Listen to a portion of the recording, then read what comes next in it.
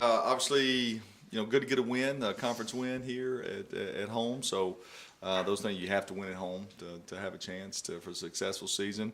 Evaluating the game, I thought our defense played well actually, and I think some of the most glaring things, besides the score, here's how we got to the score. We gave up 0 touchdown passes. Okay, so that was crucial. We held them to 3 field goals in the red zone. So be able to get 9 points on with that. Or we were able to stuff the run except for some scrambles by the quarterback.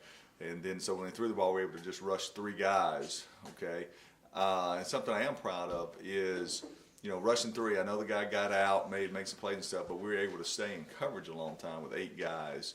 All right, to hold their quarterback 17 of 38 passing, okay, with no touchdown passes. So it was a bend but not break type deal. And then we were able to stuff the run. When they got in formations where they wanted to run.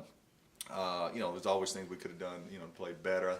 I thought there were some spots to where we need to play harder on defense and tackle better. We tried to knock guys off their feet instead of wrapping up a couple times. There's probably 2 or 3 times that we got out of coverage. Give them credit for some plays they made over the top of us. I mean, they did. They jumped up and made some 50-50 balls, and they came down with it. There was probably 2 or 3 times to where we might have had a bust, and they had a guy running free, and luckily they missed him. They didn't find him. Okay. We got 3 sacks, so we're encouraged by that. We dropped some interceptions that we've been getting. We only got 1 turnover, and that was to end the game. We make those plays, make a couple of those catches. We've been making those, and that's why we've got 10 turnovers so far. But if we make those, I think the game really kind of gets stretched out there, early. Offensively, not very good, and a lot of credit goes. You got to give them credit up front. We played. That's probably one of our worst games I've seen us play offensively in a long time. We didn't block anybody. That played. I mean, nobody up front played very well. So I'm very disappointed in that. I mean, for us to run for 97 yards, that's atrocious. Now, luckily, Troy came in and made a couple plays. A couple receivers made some plays. As bad as we were playing, you still scored on offense, 31 or 30-something points. But what was disappointing when you had a 28-3 lead, and you need one more touchdown to put it away. A couple 3 and outs to where we just we couldn't run the ball. So we got to go back to the drawing board there. We got to coach harder. We got to play harder. We got to put ourselves in better situations. So real disappointed in the offense, especially the offensive line. That's got to get better. That's been one of our strong suits, but it wasn't this week.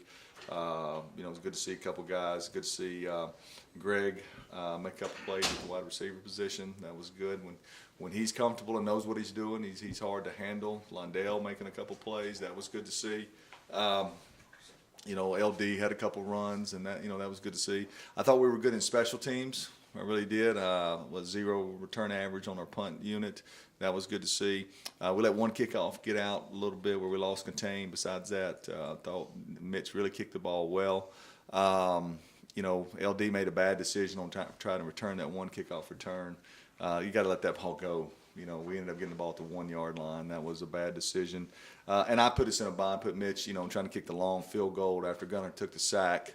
We got to just throw that next ball in the end zone, no timeouts. That's out of Mitch's range, and luckily the kids covered for me on that. So anyway, you get the win, and then you move on to this week, and you got your hands full. The 3-0 Tennessee State team coming off a bye week, and you got to go on the road. So I definitely say that we've got a big task ahead of us. They're a very talented team. They're coached well. They've got good schemes. I mean, you look at these numbers, or they're giving up 234 yards a game offensively, and they're getting 416. So defensively, they're back playing the type of defense that they're used to playing. So we got to play. We got to get better. We're banged up. I mean, we got some offensive linemen banged up. We got a lot of guys. It's hot. You're more accessible to injuries when you're cramping up and different things that were going on during the game because it was so hot Saturday. So today we'll practice. We'll kind of got a mash unit that we got to get guys back, but hopefully by Wednesday we'll know what we got as far as healthy guys, and we'll roll out and practice and get ready to go on Friday. Coach, the Tennessee State team, I mean, they played Arkansas, Pine Bluff, Jackson State. You being able to go up against 2 FBS opponents and then this last week get a win in conference. Do you feel like you playing that level of competition might give your squad a little bit of an advantage? Yes and no. I'd rather be 3-0. Be quite honest with you, Okay. like they are. I'd rather be sitting there 3-0 instead of 2-2. You know, defensively, I think so. I mean, there's some good things, but offensively, we regressed this past week. You know, we blocked Hawaii and Cincinnati better than we blocked this past week. So disappointed in that. So that, you know, I don't know yet offensively, and you're facing a much faster. I mean, this defense is much faster than Hawaii's. So I think we're still yet to be seen, you know, kind of what we are offensively. We're statistically not going to be what we were last year. Just you're not going to be with the new quarterback and some couple new wide receivers. I still think we can be explosive and score touchdowns, but as I've been saying, going back to the summer, you know, the efficiency. You know, when's the last time somebody got more first downs than us in the conference? It's been a long time now. They had 22 to our 18. So you know, I'm going to have to readjust my gears a little bit of how we call plays, and you know, points is the most important thing. You got to figure out a way to get points, but it got us the other day not being efficient when we couldn't put the game away when we were up 28-9, and. You know, so do you still have to keep attacking, going for the big play? Maybe so, if we can't sustain something. Coach, is it a positive? I know you talked about the line didn't do well, the first downs, but you won the game. Yeah. Is that a positive though? No, you're right. No, that's what I was telling the staff. Hey, wins are hard to come by. We do a lot of work, and we've played well. You know, I've been head coach for 11 years, and there's some games where you came off feeling pretty good, and you lost.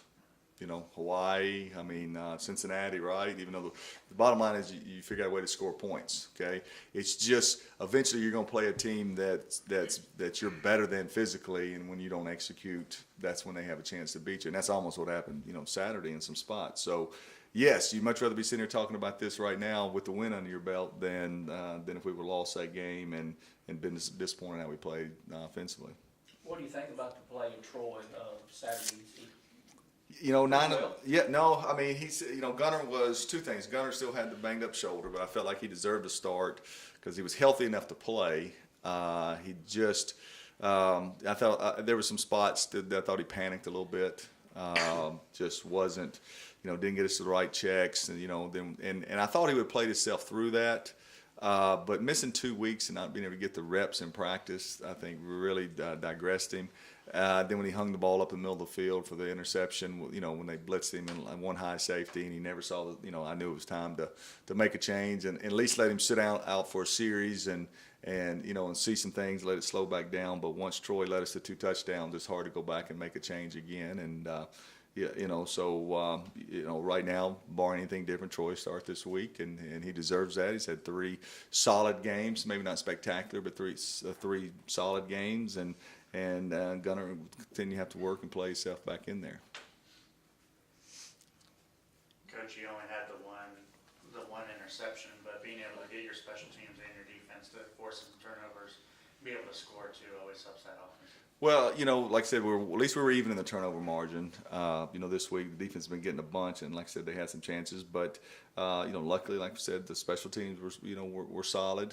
We didn't lose the turnover margin. But I really think if you go back and you say pick one stat, it was 0 touchdown passes and 38 attempts, and being able to hold them to field goals in the red zone. And in the past, I've seen this when they got down there. Kind of happened the first drive, right? We turn the ball over and they go and get the touchdown. We were able to kind of bow our neck a little bit and holding those field goals. There's a big psychological lift to that. Like when, we blocked the extra point, okay? That's something I bet if you go back and look and see how many times that we've blocked an extra point games that we come back and win, because there's always that little psychological edge in your mind, right, of, okay, once we score, we're still ahead 7-6. All right. It was good to see Mitch make the field goal, the little short chip shot to get us, to extend the lead to a 2-score game there late. That was good for his psyche and for the team psyche to see him be able to make that as well. We pressured, you're talking about the defense, we pressured their quarterback into running the ball several times with the coverage, didn't we? Yeah, and we're only rushing 3 now, so we did a nice job of stepping up. But most of those were coverage.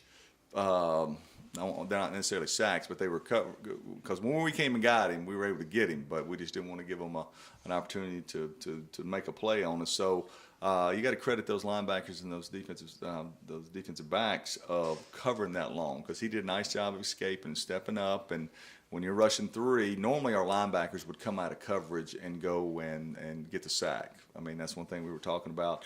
There comes a point to where when he starts working to you where you got to pass that guy on to the next guy and come on and make him throw it so you're not having to cover for 8 seconds. And Tony Bell, when he was here, if y'all remember, he used to be really good at that. He used to get some, whether it was a tackle or a tackle for loss. But, there's some things we could have done better there to get to him instead of letting him run around for 8 seconds because, guys, it is hard to cover, for that long, even your zone. So guys start working back to the quarterback and working to the next zone. Before you know it, there's space for him to get it there. And their kid did a pretty good job with it. Did the heat have any effect, Coach? It was hot. It hurt us. It did. I don't know what it did to them, but, we were playing, just about everybody we had on defense. Offensively, Kalen Weathers, had an asthma attack, with the weather. He usually has about one of those a year. And he had 2 balls, but he wasn't his normal self. We were dragging, and even I, that night, just standing on the sideline going through the emotions, I mean, I was cramping up that night just a little bit. I mean, when it was that hot and you're expending energy like that and somebody said, well, we're not in shape. I don't believe that, but I just think that when it's that hot and you're running around, you got a bunch of guys that got a lot of, that don't have a lot of body fat on them, it can affect them. Can you talk about the injury bug? You breathed there, but you're going to deal with it pretty good, haven't you? Yeah, we are. I mean, we've had 4 surgeries even before or 3 before the season started, and then 1 recently. Okay, so we got 4 guys that we're going to, backup center in Cade Larson, a tight end in Brett Thompson, a freshman DB, and a backup running back Terry Norris. Guys are lost for the year. So that's never good. That's never good, and unfortunately, that's part of the sport. Then Kenneth Crenshaw, the center, didn't play, but half the game. Now we think we'll get him back this week, but we went ahead and set him out for the rest of the game. And Alex Roberts had to come over from tackle to center, so I was proud of him to get us through the game with no bad snaps. And but no, when teams go undefeated, when teams have great years, when you look, they either 1 or 2 things happen. You either were fortunate, you didn't have any injuries, or you've recruited well enough to where when you have a guy go down, somebody else steps up, and somebody you didn't think was going to play a lot that year, and a new hero is born. So hopefully we recruited well enough that we can do that, but we're certainly not going to make it through the year without them. We've already had them. LeDevin scored a 13-yard touchdown for us down here. What percentage do you think he's at now, Coach, after the injury? It was a good run by him. We were watching our game last year against Tennessee State when he was healthy, and I still don't think he's where he was last year. If that was 100%, and that was already coming off 1 knee surgery, I would probably say he's 90. He's effective right now. Boy, I'm glad he's back. But I didn't realize last year how quick he was. He had some really good runs against TSU last year. So I appreciate him, pushing through his 5th year. But you didn't realize how quick he was and instinctive last year before the last knee surgery that he's coming off of. What do you know about this Tennessee State offense? I know they lost their quarterback, and like I said, that's tough on them. But they're playing, a 5th-year guy that's played against us before and has got a lot of reps. They're going to be huge up front. Okay, they've got some playmakers at the wide receiver position who can make some plays. Of course, I've been studying their defense. When their head coach runs their defense like I run our offense, and it's a pain. I tell him every year he's got a great scheme. He makes you work for every yard that you can get. They mix their man and their zone coverage, and they can cover well. I mean, they're very twitched up and fast on the defensive backfield. It's very difficult to run past them. They play loose coverage, and then they drive on everything underneath, or they'll come up and press you and blitz, and where you can't hold the ball. Obviously concerned that the defensive end number 1, transfer from Clemson, is a potential NFL guy. And if you think you're going to hold the ball for 2.8 seconds, you're wrong, because he's going to be able to get there and put some pressure on your quarterback. So got some concerns. Certainly do. I'm sitting here, even as I'm speaking to you, I'm going through things in my head to try to get down for practice today to be able to to put a game plan together to give our guys a chance to be successful this week. You said you liked having Sergeant York in West Tennessee. This is arguably the toughest game on the kind of get over the hump, game 2 or 3. No, it is. You know, you got the first leg, you know, and you know, if you win this one, then you think at worst you keep it at home this year, because the best somebody probably could do was tie you, you know, 2-1, 2-1. You know, that would be kind of a icing on the cake to go with this game. You mean,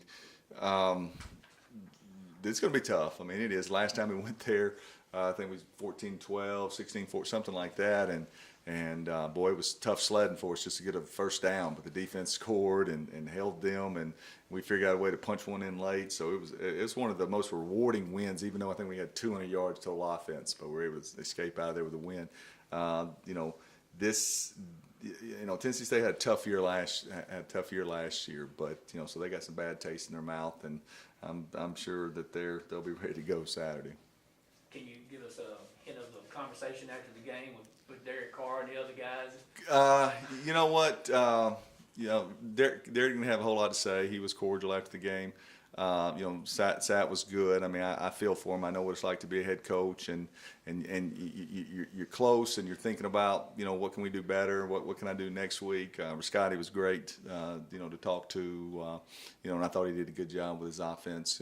You know, giving him a chance to stay in position. But it was good to see those guys, especially. You know, and hearing them being complimentary about the stadium and the way everything looks right now, I took a lot of pride in that, because those guys have been here and been in that office with me and discussing, man, what can we do to get it better, to make it better, to take the next step. And it meant a lot to me. So when they saw it, they were like, man, coach, that looks really good. And so that was good, because everybody in the community is going to tell you that, and I appreciate that, right? Because they're being nice to me, or they're being nice, or they're being sincere. But these are guys that do this for a living like I do, and so I know they would shoot me straight, and I appreciated it. Anything else? Thanks, Coach. Appreciate you guys. Thanks, Coach.